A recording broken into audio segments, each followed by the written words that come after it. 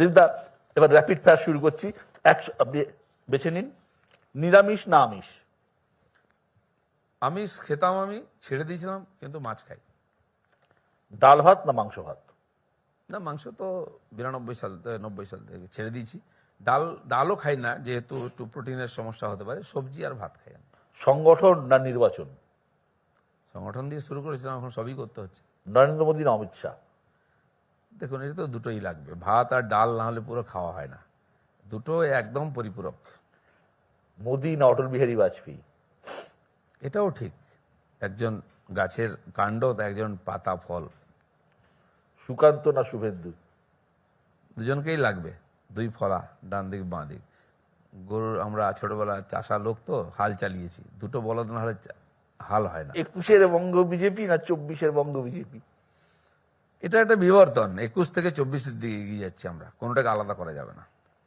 মেদিনীপুর না দুর্গাপুর? খড়গপুর থেকে মেদিনীপুর হয়ে দুর্গাপুর বর্ধমান পৌঁছেছি, এটা হচ্ছে প্রগতি। এক জায়গায় দাঁড়িয়ে থাকা, বাইরে পা ফেলার হিম্মত নেই, এরকম করলে রাজনীতি চলে না। সব জায়গার জন্য প্রস্তুত থাকা উচিত। জ্যোতি বসু না বুদ্ধদেব ভট্টাচার্য? বিবর্তন বললাম না, জ্যোতি বসু থেকে বুদ্ধদেব ভট্টাচার্য, নূতন বামফ্রন্ট দেখলাম আমরা। তো এই দুটোই ইতিহাস, কিন্তু আজ তো কোনোটাই পিকচারে নেই। রাহুল গান্ধী না অভিষেক বন্দ্যোপাধ্যায়? রাহুল গান্ধীর ভবিষ্যৎ আমার মনে হচ্ছে না খুব উজ্জ্বল বা আছে।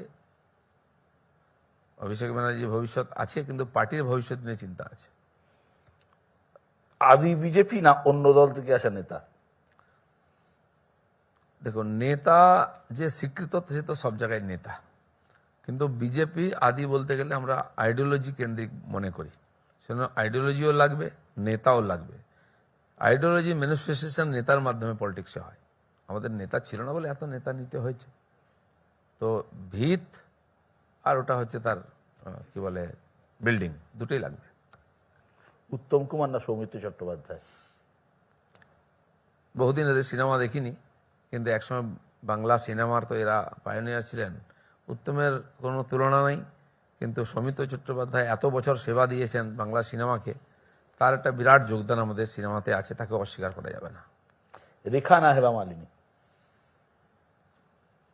রেখা তাড়াতাড়ি একটু সিনেমা থেকে সরে গেলেন, তার একটা আলাদা ছিল। হেমা মালিনী এখন ওর সিনেমা হয়ে রাজনীতিতে খুব সক্রিয় আছেন, আমার সঙ্গে নিয়মিত পার্লামেন্টে দেখাও হতো। আর এটাও ঠিক, অমিতাভ বচ্চনের দুদিকে দুজনকে ভালোই মানাতো, বহু হিট সিনেমা আপনি দিয়েছেন। খুব ডিপ্লোম্যাটিক উত্তর আমরা দিচ্ছেন দেখেছি ওই দিলীপ ঘোষের কাছ থেকে, এত ডিপ্লোম্যাটিক উত্তর। আমি কাউকে বাদ দিয়ে করি না তো, আমি সমন্বয়ে রাজনীতি করি।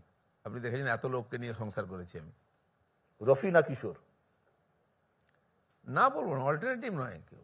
কিশোর দার আলাদা গুরুত্ব আছে, তাকেও ভাল লাগে, আর রফিরও গান আছে, সবার ভাল লাগে। এখন কারো দুজনকেই ভাল লাগে, কাউকে কাউকে বেশি ভাল লাগে, কম ভাল লাগে, এই হতে পারে। সোলের গব্বর সিং না ঠাকুর?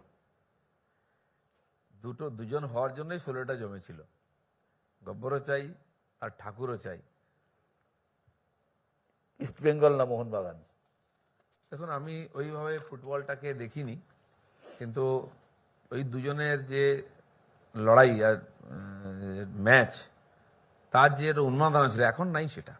আপনি 30 বছর 40 বছর আগে আমরা যখন ফুটবল দেখতাম, কিন্তু ভাবুন কি রমরমা হতো, পতাকা টাঙিয়ে হই হই করে মাঠ কাঁপিয়ে সবাই দেখতে যেত। তো সেই উন্মাদনাটাই চলে গেছে। রাম না দুর্গা? রাম তো দুর্গার পুজো করে সাফল্য পেয়েছেন, তিনি দেবতার পর্যায়ে আছেন। রামকে আমরা রাজা মনে করি, আর রাম আমাদের প্রেরণা। মা দুর্গা তো সবসময় মনের মধ্যে আছেন। অভিমান না প্রতিশোধ? আমি দুটোতেই বিশ্বাস করি না, আমার জীবনে দুটোর কোনো জায়গা নেই। বুলেট না সাইকেল? আমি সাইকেল থেকে গিয়ে বুলেটে পৌঁছেছি, এখনো সাইকেলও চালাই, এখনো বুলেটও চালাই।